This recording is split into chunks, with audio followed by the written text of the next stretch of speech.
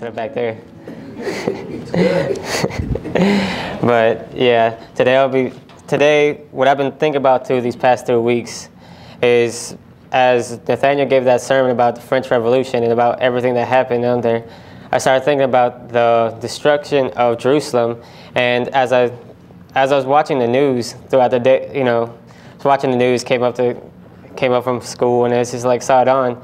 I saw all this stuff increasing, and then there's like something new every day. It's like something keeps on happening every day. Some days like an economic thing. They'll talk about like a fiscal crisis, and then the next day they'll talk about a tsunami hit somewhere else. They'll talk about an oil spill. They'll talk about an oil explosion, and then they'll talk about conflicts in the Middle East, and everything just keeps on piling up so fast. And now even stuff within the church that looking at through the whole gay marriage thing and how they're revising, they're trying to see if maybe it isn't unconstitutional, or maybe it's, if it should be legal. So as I was looking through that, I saw, what happened in Jerusalem and what's happening now is the same thing. And if we can learn a lesson from that, that'd be good. But let's pray before we start.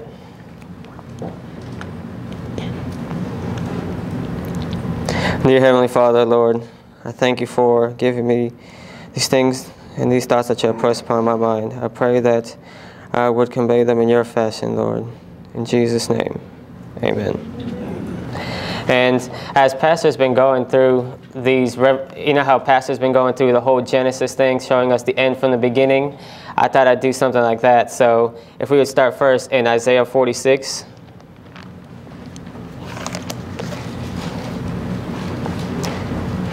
It's a familiar passage, Isaiah 46.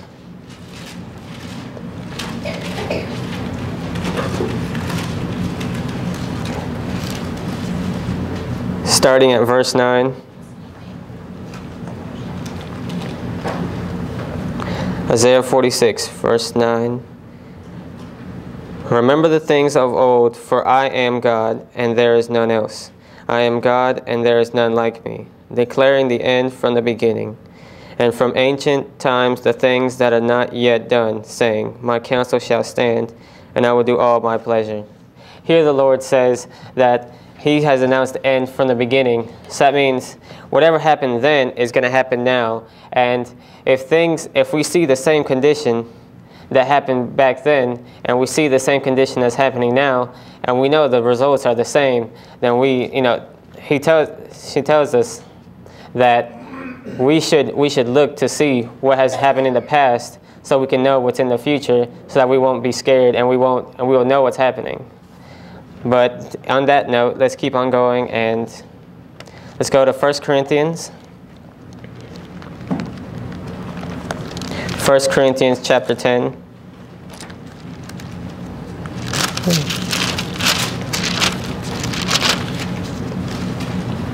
10 verse 11. I'm sure all of you know this, but it's still good. 1 Corinthians 10:11. And now all these things happen unto them for ensamples, and they are written for our admonition, upon whom the ends of the world are come.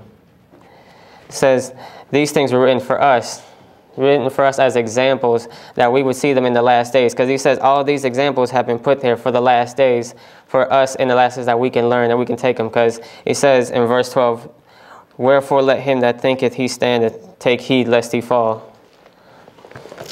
But now, getting into our actual subject, let's go to Matthew 23, as we'll be talking about parallels as we see in the destruction of Jerusalem and what we see happening now. So as we go to Matthew, starting in Matthew 23.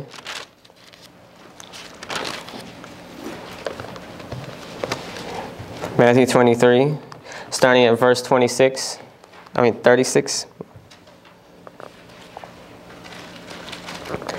Matthew 23, starting at verse 36. And here you see this whole chapter is about when Jesus comes up to the Pharisees and he says, "Woe unto you, Pharisees," and he lists out all the condition of the church and of the Pharisees, and he tells them everything that's going on. And at the end, he pronounces this sentence upon Jerusalem about how through many various warnings and various things have happened, Jerusalem has, and the people of Jerusalem have just despised all the warnings and everything that has come.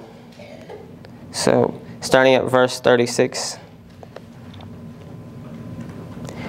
Says, "Verily I say unto you, all these things shall come upon this generation. O Jerusalem, Jerusalem, thou that killest the prophets and stonest them which are sent unto thee, how often would I have gathered thy children together, even as a hen gathereth her chickens under her wings, and ye would not. Behold, your house is left unto you desolate. For I say unto you, ye shall not see me henceforth, till ye shall say, Blessed is he that cometh in the name of the Lord." Here the sentence is said, Christ before came and says, "My house shall be a house of prayer." He cleansed the temple, all the money changes. Because in Jerusalem, the temple went from being something sacred to being a business. This is why the Romans hated what Jesus was preaching, because he came and he cleansed the temple. He took out all the money changers. He took out all the business, and he made it back to a house of prayer, because their economy was based on the temple system. You know, they did a lot of business there. All the priests were there for business. All the all the people there were there for business. Even the higher-ups, the judges, and all the Pharisees, they were up there for business. So when he comes and he says, "Because you have not heeded my warnings, I have left your house desolate." And this is one of the most important points.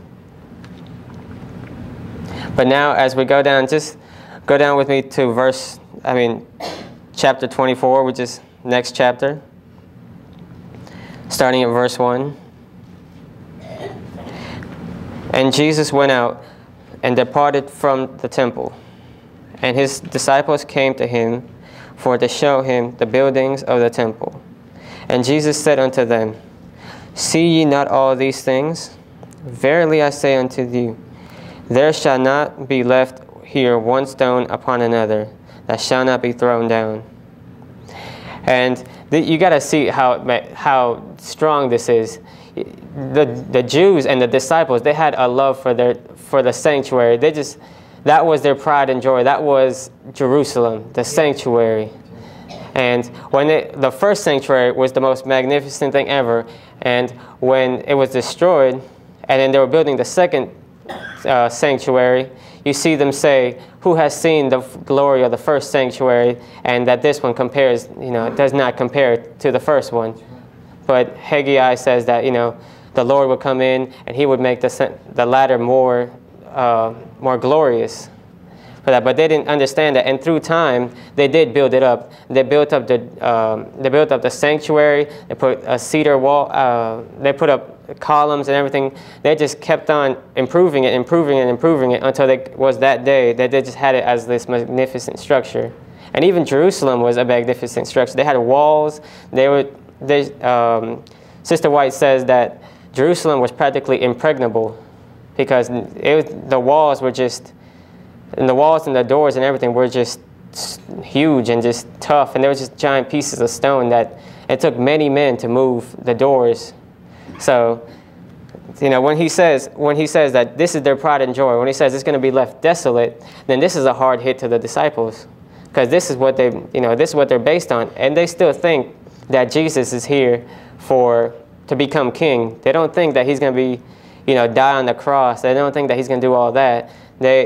Even in Acts, when he comes back, they ask him, "Lord, are you now going to restore Jerusalem?" And they still didn't get it back then. So this is a hard hit to them. But let's move on to Mark 13. As we'll see the same thing, we'll try to bring out the same point, because we see it in all the Gospels. He says something that is very similar to it. Mark 13. Starting at verse 1.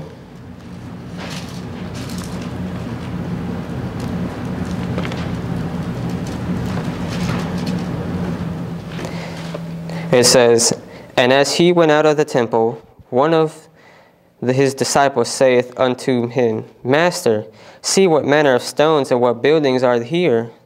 And Jesus answering said unto him, Seest thou these great buildings?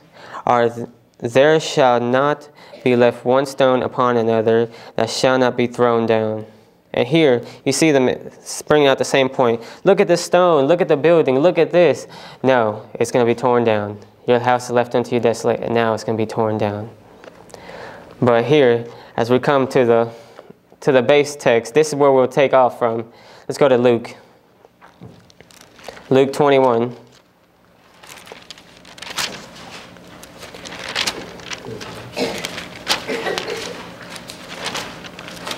This is where we will spend, this is where we will take off and branch off and take most of our time.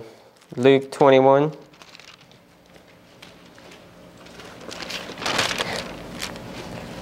Luke 21, 5 and 6. And then we'll move down to verse 20 to 24.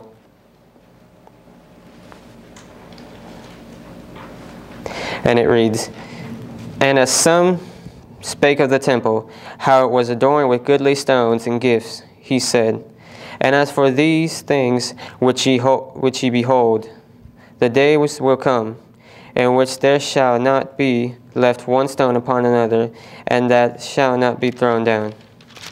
Verse 20. "And when ye shall see Jerusalem compassed with armies, then know that the desolation thereof is nigh. Then let them which are in Judea flee to the mountains, and let them which are in the midst of it depart out. And let not them which are in the countries enter thereinto.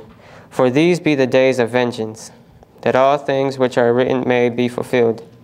But woe unto them that are with child, and to them that give suck in those days, for there shall be great distress in the land, and wrath upon his people.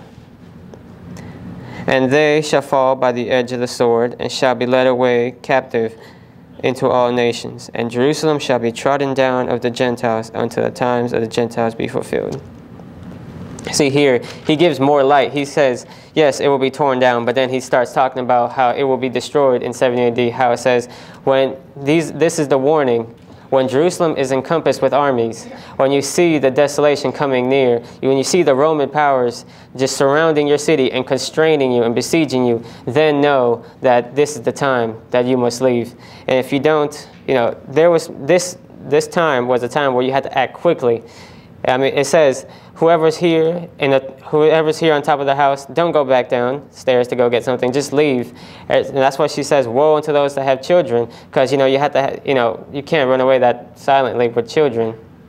So this is what it says. She gives them the sign that says, when Jerusalem is going to be encompassed with the Roman powers, then you will know that it is time to go. And this is your warning. This is the message that he gives before he exacts judgment. Because this is a type of judgment. He has pronounced judgment upon Jerusalem that it will be destroyed. But he gives them a final warning, just like God has always given a final warning before any time of judgment comes. He comes, he inspects, and then he gives them a warning so that all may come out who will come out. And then he exacts judgment. And this is why, if you move back to Luke 19, if you go back to Luke 19,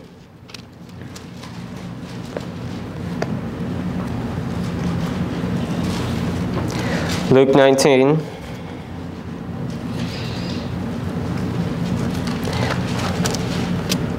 Luke 19, starting at verse 42 and reading down to verse 44.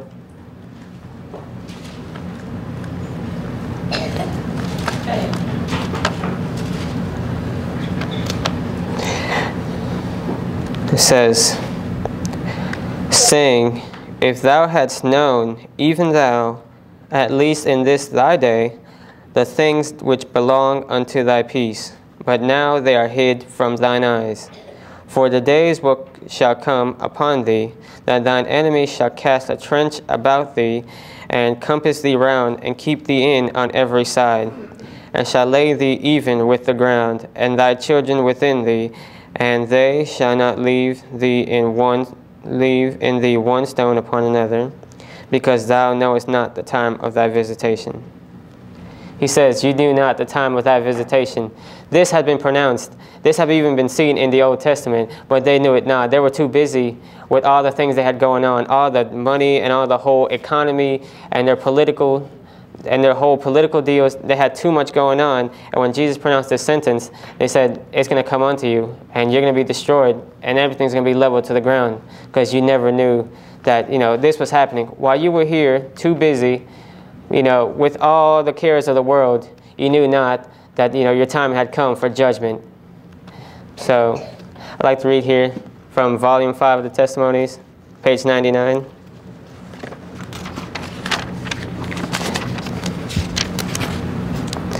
Testimonies, Volume 5, page 99. Starting in the paragraph that says, it is our duty. It is our duty to inquire the cause of this terrible darkness, that we may shun the course by which men have brought upon themselves so great delusion. God has given the world an opportunity to learn and to obey His will. He has given them, in His word, the light of truth. He has sent them warning, counsel, and admonition, but few will obey His voice. Here it is. Like the Jewish nation, the majority, even of professed Christians, pride themselves on their superior advantages, but make no returns to God for these great blessings. In infinite mercy, a last message has been sent to the world, announcing that Christ is at the door and calling attention to God's broken law. But as the antediluvians rejected with scorn the warnings of Noah, so will the pleasure lovers of today reject the message of God's faithful servants. The world pursues its unvarying rounds, absorbed as ever in its business and its pleasures, while the wrath of God is about to be visited upon the transgressors of His law. See, now that when I read it, I was just like, wow. He says, it is our duty to inquire why this has come to us, why this terrible darkness has come. It is our duty to know why these things have come unto us. And he says God has given us a final message. He's given us all these things. He's given us counsel, warning, and admonition. Amen. That these things would come. But he says, like as the Christians of these days, yeah. And as the Christians back then, they thought they were too good. They thought they're like, we have the sanctuary, we have the law, we have everything. Our father's Abraham. So we're good. How can, they're in all of these deals, and they say, the Lord is with us. No evil can come to us. But he says that you shall be, God is about to exact judgment upon you, and you don't know it because you're too busy in the world. You're too busy with these pleasure lovers and all this economy, too busy wrapped up in everything that you do not see what is coming upon you. And this was happening in the days of Jerusalem. And it's happening now. You see it in the world and in the church.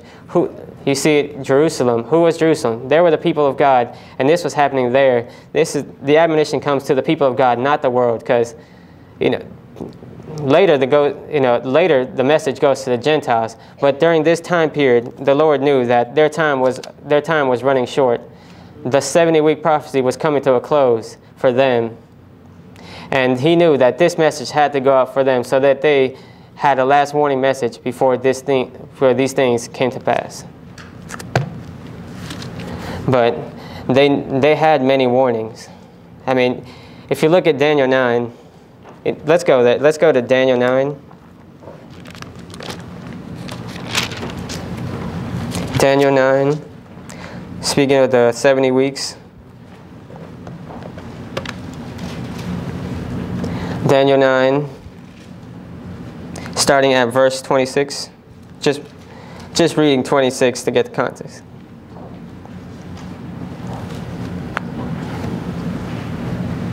Daniel 9, 26.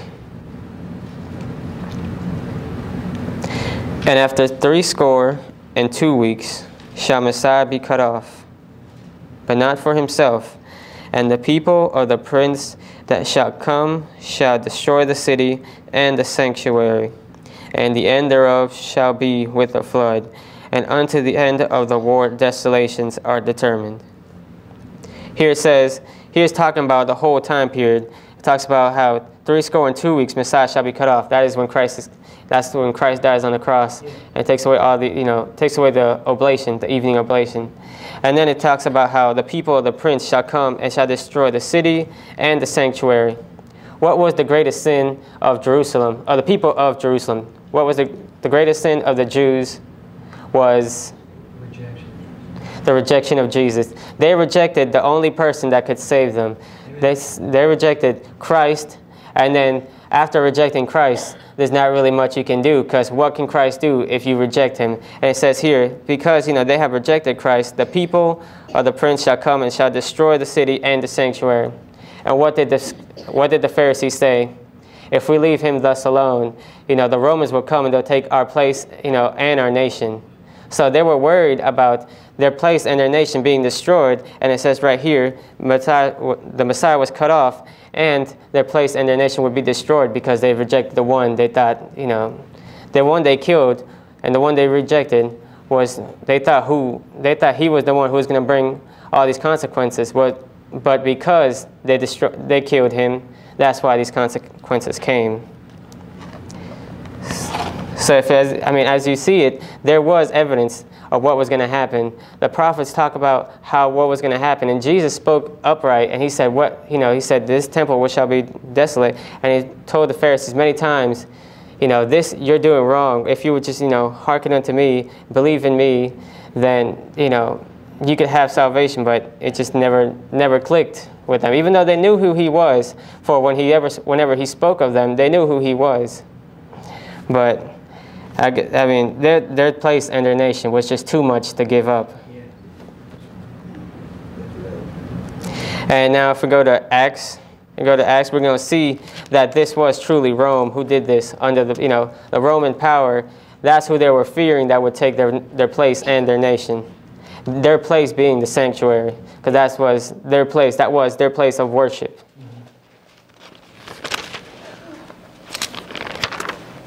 So as we go to Acts 4.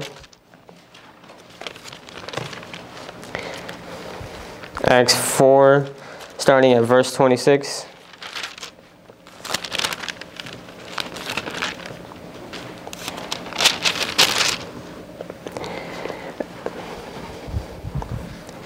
Acts 4, starting at verse 26. It says, the kings of the earth stood up, and the rulers were gathered together against the Lord and against his Christ. For of a truth against thy holy child Jesus, whom thou hast anointed, both Herod and Pontius Pilate, with the Gentiles and the people of Israel were gathered together. He says they stood up against Christ, and it names Herod, Pilate, and these are Roman powers. But then it keeps on. It mentions the Gentiles and it mentions the people of Israel. How were the people of Israel, responsible for this? Because yes, the Roman power would bring the destruction to them, and that's what they feared, and that's what happened. But it brings in here the people of Israel. So let's move. We're in the same book. We're in the same book of Acts. Let's go on to Acts 13.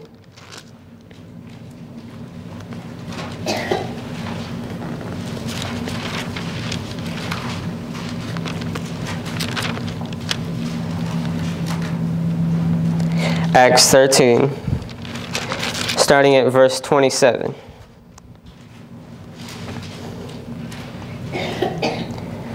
Acts 13, starting at verse 27. And this is Paul and Barnabas speaking, and they're just telling the Jews, and it says, for they that dwell at Jerusalem and their rulers, because they knew him not, nor yet the voices of the prophets which are read every Sabbath day, they have fulfilled them in condemning him. And though they found no cause of death in him, yet desired they Pilate that he should be slain.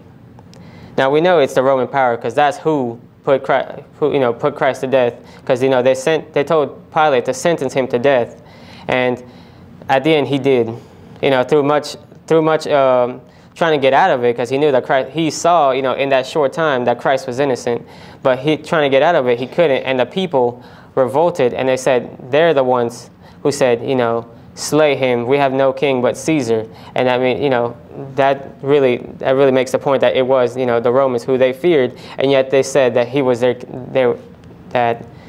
their king. So this is why, the Israel has a stake in what happened. But it says, they knew him not, nor yet the voices of the prophets, which are read every Sabbath day. That means they knew what was going on. The voices of the prophets, things were read every Sabbath for them. They had the scriptures, and they were read to them every Sabbath. And then yet, they were read to them every Sabbath. They fulfilled the things, they fulfilled everything that said in condemning Christ and not uplifting him. Though they had the word and they had the truth for that time, and they being spoken in church, in the Sabbath, yet they went against and condemned Christ. Could we see that in our day? Though, even Sabbath keepers here, come here, listening to a message every Sabbath, and yet being, and then as it says, the large class who will turn and persecute the remnant, those are all even Sabbath keepers, Seventh-day Adventists. They will turn, and though they have heard the message, they have sat in these pulpits for years, and even could be their entire lives, but then they could still work. They could still work to condemn and persecute God's last people in the last days. So it just shows that as these people, as the Jews, they listened to the word every Sabbath. They were there. They looked like good, they were super strict about how they went. They never missed a Sabbath. They always had that border of blue. They're always like, my border of blue is right here. I'm good. Let me fix this up a little bit. Preacher, I'm here. I can't do any work on the Sabbath. I'm sorry. You fell in the hole. I'm sorry. I can't help you right now. Okay. And then, it's all good. It's the Sabbath. Once it's done, I got you. But, I got to keep the Sabbath right now. And then they were super strict about how everything went. And yet, how did they condemn Christ? Because they knew him not. Though every time the message could have been given every time, and yet they knew him not, and they condemned him. And then God tells them, this is why the destruction came in the first place. Now, if we go to 2 Chronicles, the end of 2 Chronicles, chapter 36.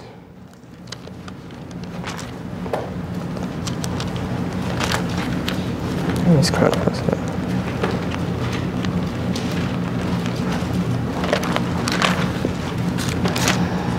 2 Chronicles 36, the last chapter in Chronicles, right before Ezra.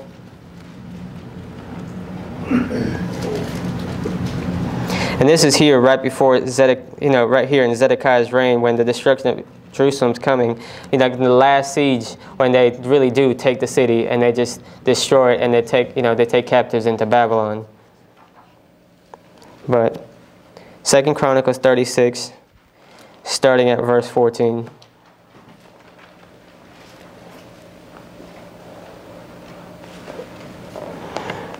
Moreover, all the chief of the priests and the people transgressed very much after the abominations of the heathen, and polluted the house of the Lord, which he had hallowed in Jerusalem.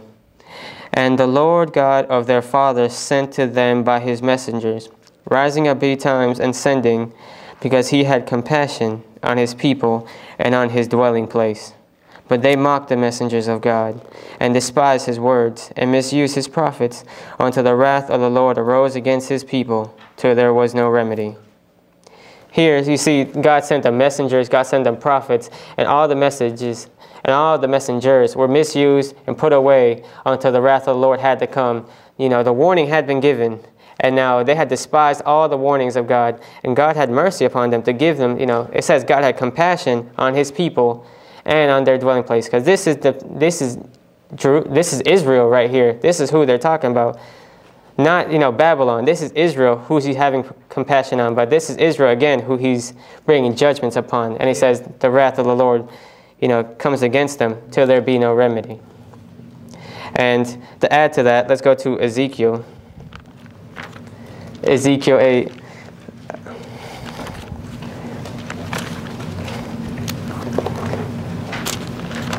Because it wasn't just what they were doing. They had turned away, like, wholly from God, and they were doing all kinds of things, and they looked more like Babylon than Babylon itself.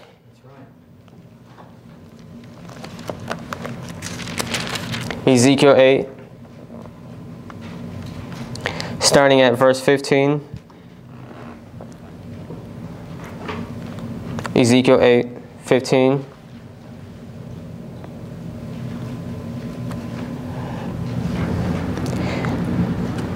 And then said he unto me, Hast thou seen this, O son of man?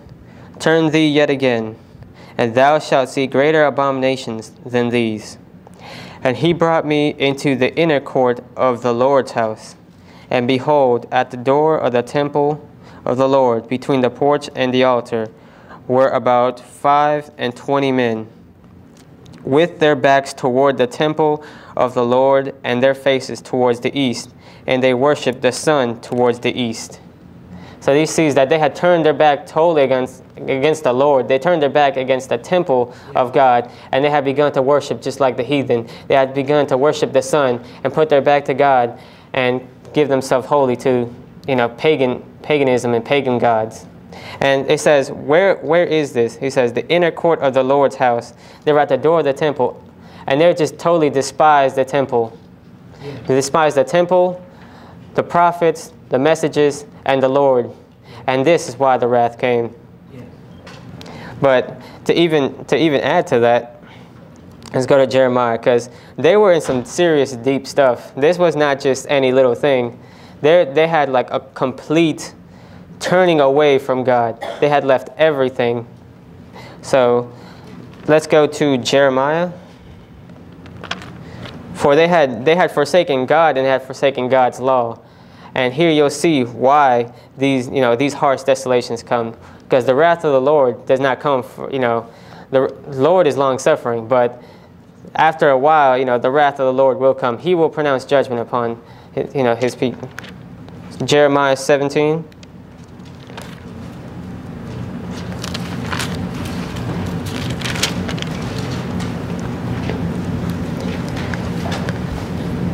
Jeremiah 17,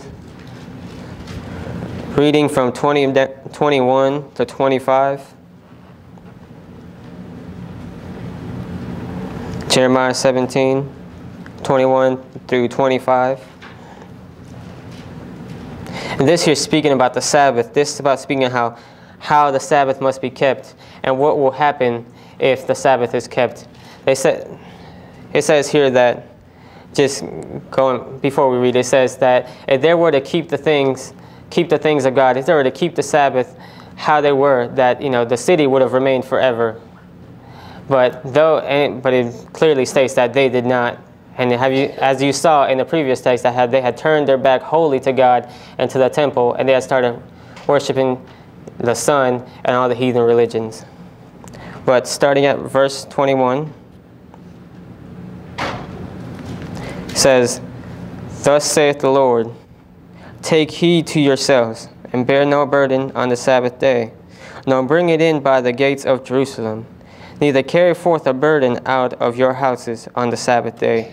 Neither do ye any work, but hallow ye the Sabbath day, as I commanded your fathers. But they obeyed not, neither inclined their ear, but made their neck stiff, that they might not hear, nor receive instruction. And it shall come to pass, if you diligently hearken unto me, saith the Lord, to bring in no burden through the gates of this city on the Sabbath day, but hallow the Sabbath day, to do no work therein. And here, as doing that, says verse 25, if you hallow the Sabbath day, bring no burden into it, and keep it. And as Isaiah 58 says, if you would make it a delight, take your foot away from the Sabbath, Amen. This is what shall come. Then shall there enter into the gates of this city kings and princes sitting upon the throne of David, riding in chariots and on horses, they and their princes, the men of Judah, and the inhabitants of Jerusalem, and this city shall remain forever. This was the result of what, if they would have kept the Sabbath as the Lord intended, that the city would reign forever. But they didn't.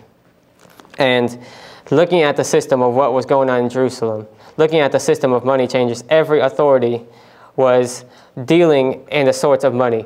The judges, the priests, everyone, the teachers, everyone was in it for their slice of money. And now what do you see? Everything is run by, all politics is run by the economy. Everything is run by the economy.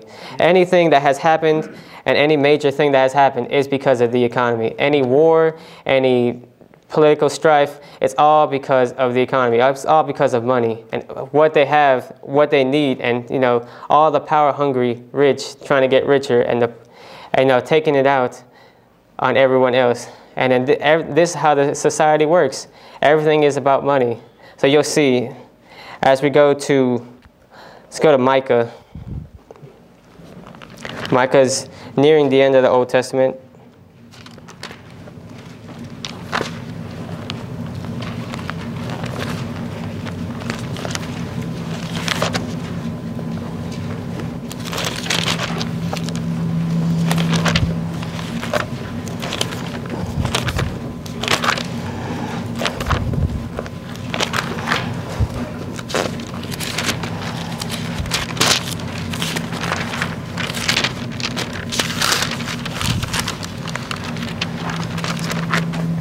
Micah, right after the book of Jonah. Micah 3.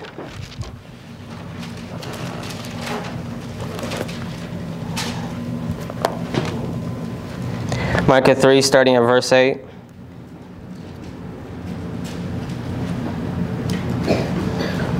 Micah 3, starting at verse 8.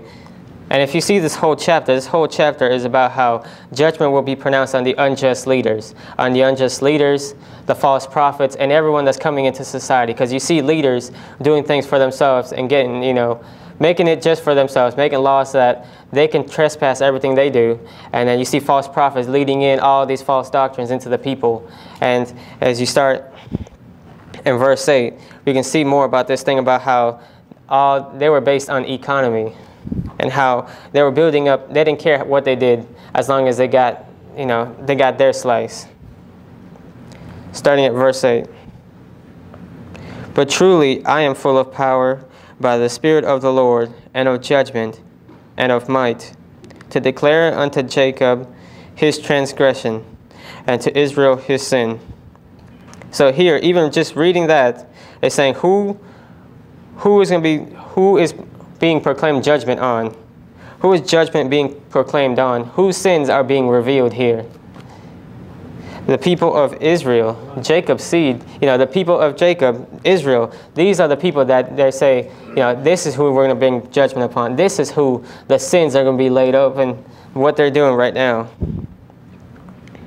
It says, hear this, verse 9, I pray you, ye heads of the house of Jacob, and princes of the house of Israel, that abhor judgment and pervert all equity. They build up Zion with blood, and Jerusalem with iniquity. The heads thereof judge for reward, and the priests thereof teach for hire, and the prophets thereof divine for money. Yet will they lean upon the Lord and say, is not the Lord among us? None evil can come upon us.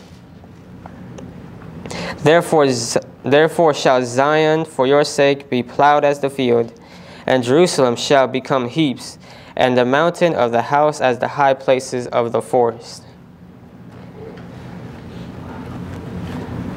See here it really brings it home, because it says they're doing all these things, all these priests for hires, prophets prophets doing divinations for money, or as we call it, in modern day times, they're modern day fortune tellers. Give me $5 and I will tell you what will happen tomorrow. Give me an extra 25 and I got you set for the whole month. Just let me talk to my little crystal ball. Let me make divinations, and then just you pay me, and I will just tell you what's going to happen. This is pretty much what was going on. Everyone was in it, and then yet they have the nerve to say, the Lord is with us. What evil can come to, what evil can come to us? This is the mindset that they had even after Jesus told them that their house is left on them desolate. They said, we still have the sanctuary. We still have everything. We still have Moses, and his law. We still have, let's see, the law. We're still Abraham's seed. You know, the Lord is still with us. What can come upon us? You see, they see the Romans coming and they're like, the Lord is with us. What can come upon us? But they don't know that the Lord is about to just plow them as a field and leave them desolate and flat. So, but to give you a little bit more on this, on the whole thing that was going on in Jerusalem and the destruction, and how, though all these judgments were pronounced, how God's mercy and how God's compassion went on. Read from you a little bit from Gay Controversy, the first chapter, talking about the destruction of Jerusalem. If you're taking notes, it's page 30 and 31. Because though all these judgments have been pronounced, that does not mean that God will, does not have mercy, and that will not give them a final message, because he gave all the people in Jerusalem that heard it a time to escape. And it says no Christian was left, no Christian died in that. And they were all that heard left. Starting at the last paragraph of page 30, it says, not one Christian perished in the destruction of Jerusalem. Christ had given his disciples warning, and all who believed his words watched for the promised sign. When ye shall see Jerusalem compassed with armies, said Jesus, then know that the desolation thereof is nigh. Then let them which are in Judea flee to the mountains, and let them which are in the midst of it depart out. That's from Luke. We read that earlier. After the Romans under Cestius had surrounded the city, they unexpectedly abandoned the siege when everything seemed favorable for an immediate strike. The besieged, despairing of successful resistance, were on the point of surrender when the Roman general withdrew his forces without the least apparent reason.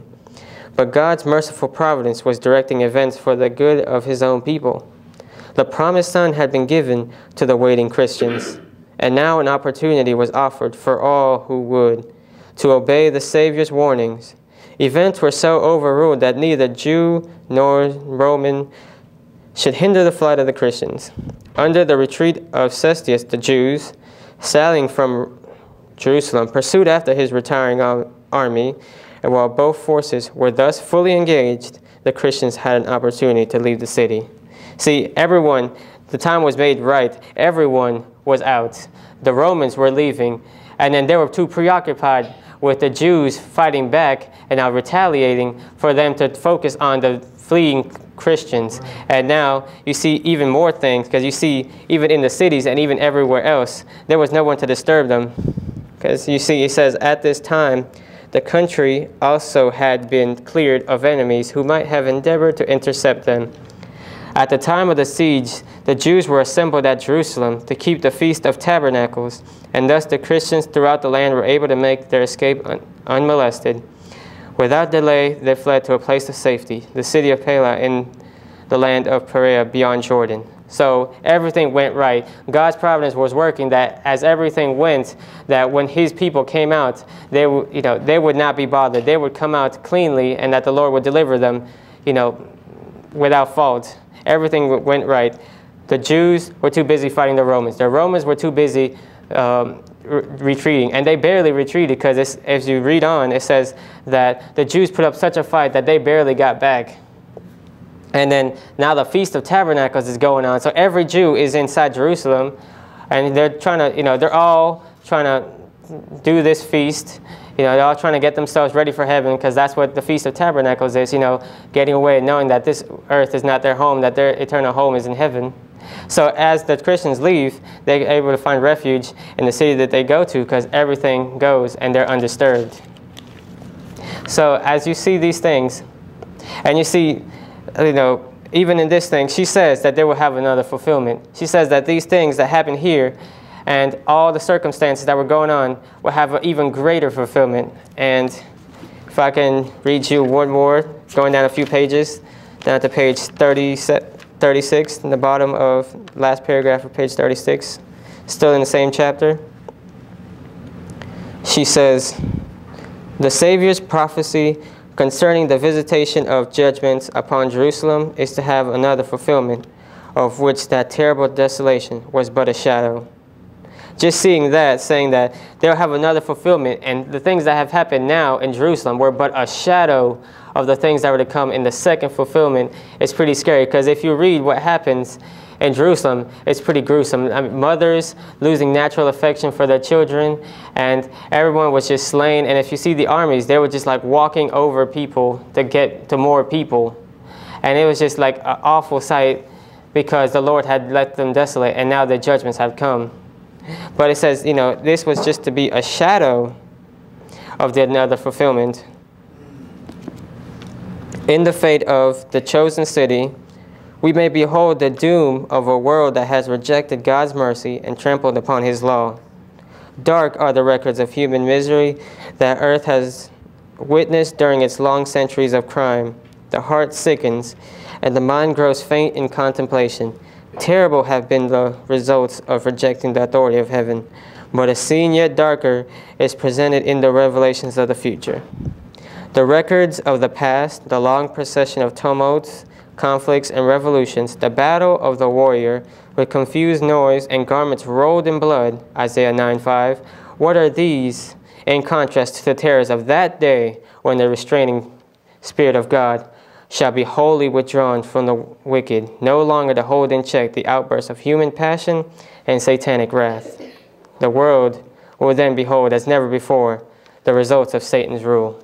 At that time, when the Lord's Spirit of grace is removed and Satan will be able to do all he pleases with it, then we shall see like the true, the true product of Satan's rule. This is what happens. Now, all human compassion will be gone, and everyone who is not sealed by God will be under Satan's exact control. People who you never thought would do such things would be doing things that are even unheard of or unspeakable. You can't even imagine the things that will be happening in that day when Satan will have full control, and God's people will only be living by the faith of God and trusting in God alone.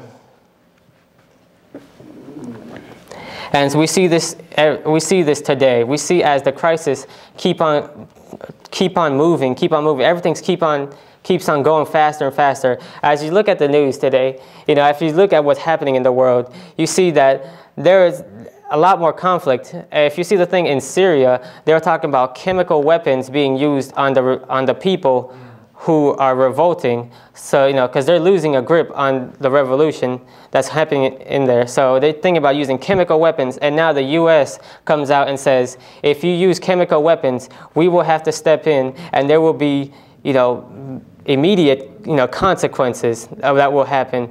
So that means if they use chemical weapons, the U.S. will definitely be there, and they will make themselves an apparent power there. And that just brings everything into commotion. And now, if the U.S. gets involved and everyone else gets involved, then we have a giant war over there. And then that's just going to bring more war, more destruction, and one will rise up who will have a solution to all the problems. And that's when the Roman power will come back with a solution, and they will say, we need a one central government so we can rule everyone. And you see all of that happening. You see the Gaza Strip thing where everyone was like just shooting missiles at each other, and then you see this fiscal crisis that's talking about how everything's going to go up if they don't make a budget deal by the end of this year. So everything, the dollar going down, our nation going down, Middle Eastern conflicts, and then we have natural disasters to add to that. Everything's just going around, and then what's going on, what's being told, it says, let's go to Thessalonians. Let's go 1 Thessalonians.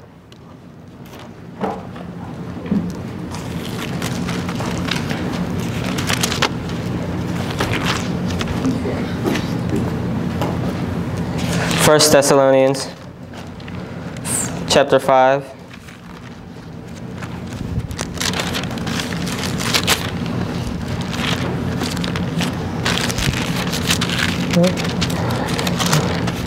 First Thessalonians chapter 5, starting with verse 2.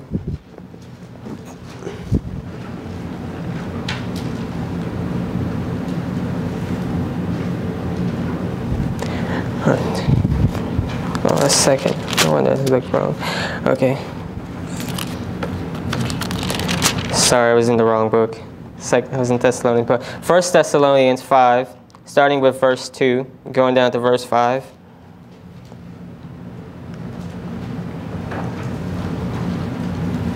And it reads, "For yourselves know perfectly that the day of the Lord so cometh as a thief in the night. For when they shall say peace and safety, then sudden destruction cometh upon them, as travail upon a woman with child, and they shall not escape. But ye, brethren, are not in darkness, that that day should overtake you as a thief. Ye are all the children of light, and the children of the day. We are not of the night, nor of darkness." So you see the terrible darkness that was spoken of. She says, we should see why this terrible darkness is happening, because we are not children of darkness, we are children of light. And he says that we should know these things because we are in the light and we have the truth and we have the knowledge, from past experiences and past things written in the words, that we may know the future and what comes and how to react so that we won't be caught unawares. And she says this, and she makes the point that they shall cry peace and safety. And what do you see now?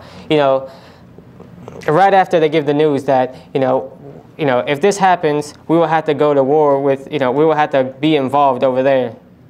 And right after that, it's like, hey, beachfront, Super Bowl is over here, sports predictions, everybody's saying peace and safety. And then if you see everyone doesn't look like stuff is going to happen, because everyone's all peaceful. Everyone's all, nothing's going to happen. They're just like the Jews. The Lord is with us. What evil can happen to us? We're all good. We're the nation under God, So he says peace and safety shall be cried. That's what happens on the news. Peace and safety. Everything's all good. We'll be fine. We're on the upturn. Hey, mortgages went up.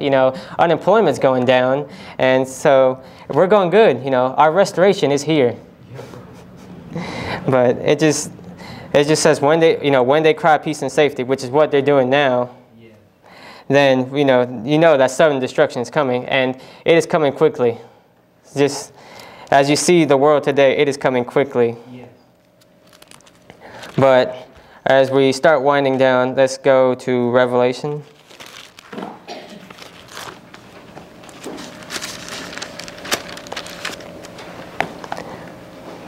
Revelation 10.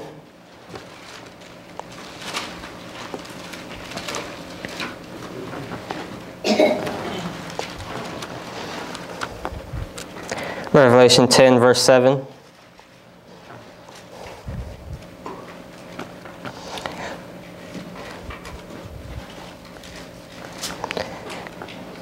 Revelation 10, verse 7, and it says, "But in the days of the voice of the seventh angel, when he shall begin to sound, the mystery of God should be finished, as he hath declared to his servants the prophets."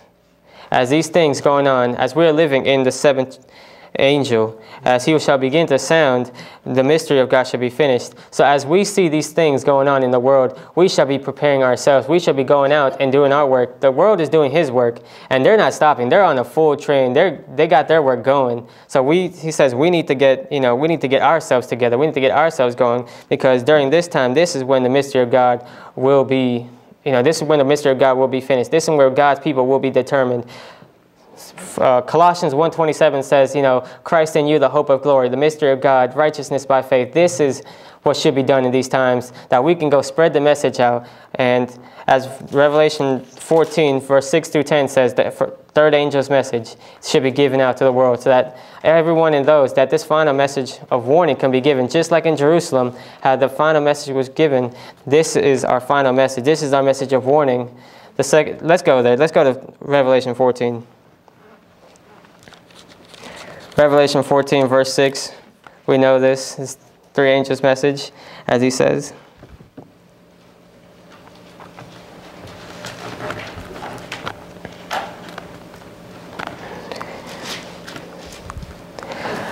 Revelation 14, verse 6, and it says, "And I saw another angel fly in the midst of heaven, having the everlasting gospel to preach unto them that dwell on the earth, and to every nation and kindred and tongue and people, saying with a loud voice, Fear God and give glory to him, for the hour of his judgment is come, and worship him that made heaven and earth and the sea and the fountains of water.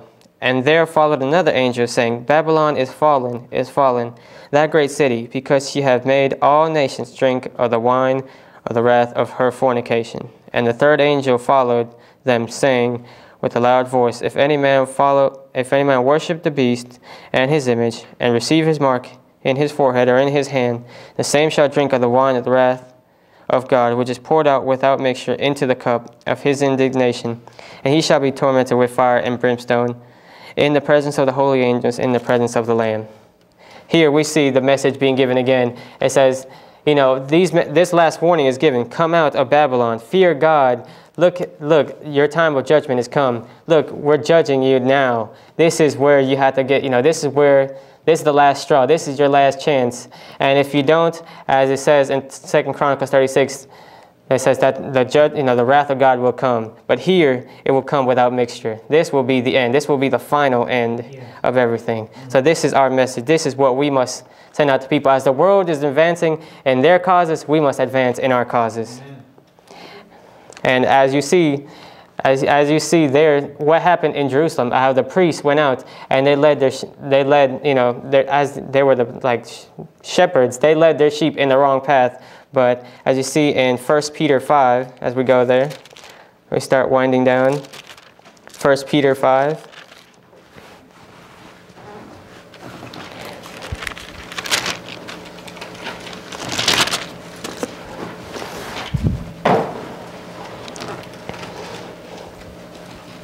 First Peter 5, starting at verse 1, reading down to verse 4.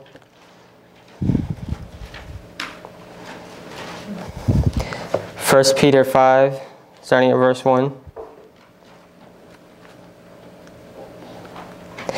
The elders which are among you I exhort, who am also an elder and a witness of the sufferings of Christ, and also a partaker of the glory that shall be revealed. Feed the flock of God which is among you, taking the oversight thereof, not by constraint, but willingly, not for filthy lucre, but of a ready mind. Neither as being lords over God's heritage, but being ensamples to the flock. And when the chief shepherd shall appear, ye shall receive a crown of glory that fadeth not away. Here he says, as unlike those priests who did it for, filthy lucre, money, gold, whatever it was at that time, he said, do it out of willingness of heart and out of the love for them, that when Jesus comes back, he will see that his sheep have been brought in and that you will be able to receive a crown of glory. And as we go down, I'd like to read you one last thing from Testimonies, Volume 5, page 451, the last paragraph down there. And it says, as the approach of the Roman armies was a sign to the disciples of the impending destruction of Jerusalem, so may this apostasy be a sign to us that the limit of God's forbearance is reached, that the message of our nation's iniquity is full, and that the angel of mercy is about to take her flight, never to return. The people of God will then be plunged into those scenes of affliction and distress which prophets have described as the time of Jacob's trouble. The cries of the faithful, persecuted ones ascend to heaven. And as the blood of Abel cried from the ground, there are voices also crying to God from martyrs' graves, from the sepulchres of the sea, from mountain caverns, from convent vaults. How long, O Lord, holy and true, dost thou not judge and avenge our blood on them that dwell on the earth? She says, how long, O Lord, will this continue? She says, it's coming. The apostasy and everything we see is, the time is near. The angel will fly away, and grace, in God's grace and God's protection, will no longer be on this earth. And then we will see the other fulfillment of the destruction of Jerusalem, the one where Satan will be able to take hold of all human beings who have not been sealed by God and do according to his will and according to everything he wants. But as we go to our last two scriptures, let's go to 2 Corinthians, and we'll finish in 2 Corinthians.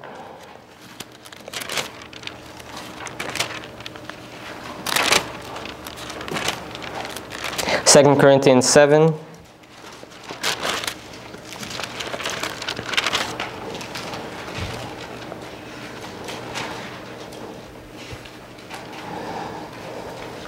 2 Corinthians 7, starting at verse 1. For you see all these things, but you have to always, keep in mind, why are we doing, if these things are happening, why are we doing this? Because it says, we're looking back to what it says in 1 Peter, doing it out of willingness, doing it out of love, doing it out of that, the sincereness of heart that Christ gives you, having that, hope of glory, having Christ in you. And because of this, you get everyone and you take care of God's people how they should be. So when the Lord comes back, he can come back and we'll see his people there, and he can come and he can take them. But what is our work now? What is our work now?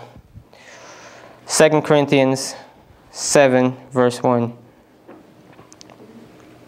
Having therefore these promises, dearly beloved, let us cleanse ourselves from all filthiness of the flesh and spirit, perfecting holiness in the fear of God. And now let's move on to chapter 4, same 2 Corinthians chapter 4. We're going down to verse 14 as our last scripture.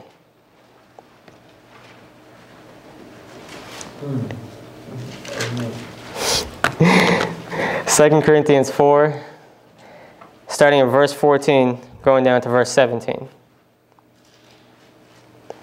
Knowing that we have these promises, all the promises of the new covenant, all the promises that God has given us, the promises of his love, of living with him, of the new earth, so we must take these things into consideration. And we must take our love for God, which he has given us, and apply it so that we can be able to be a force and we can do our work as the world does it. But 2 Corinthians 4, starting at verse 14. Knowing that he which raised up the Lord Jesus shall raise up us also by Jesus, and shall present us with him. For all things are for your sakes, that the abundant grace might through the thanksgiving of many redound to the glory of God. For which cause we faint not. But though our outward man perish, yet the inward man is renewed day by day. For our light affliction, which is but for a moment, worketh for us a far more exceeding and eternal weight of glory. Through all these things, all the things that you go through, no matter what it is, he talks about the time of trouble and everything that goes on. He says it is all but light affliction compared to everything that God has in store for us. Going back to last week, how Pastor talked about how all things, perfect man, you don't know how much you lost.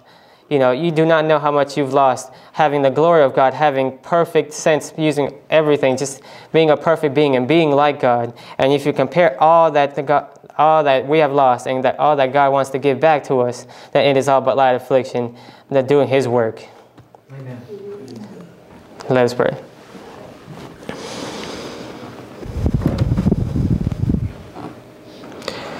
Dear Heavenly Father, Lord, I thank you that you have put these in my mind. I thank you for your conviction that you have put this even for me, Lord, that me and even your people would be able to know the times that we live in, and that we may continue to strive and to strive until your coming, that we may be able to work and that we may be able to see your face. In Jesus' name. Amen. Ooh, love that will not let me go. I rest my weary soul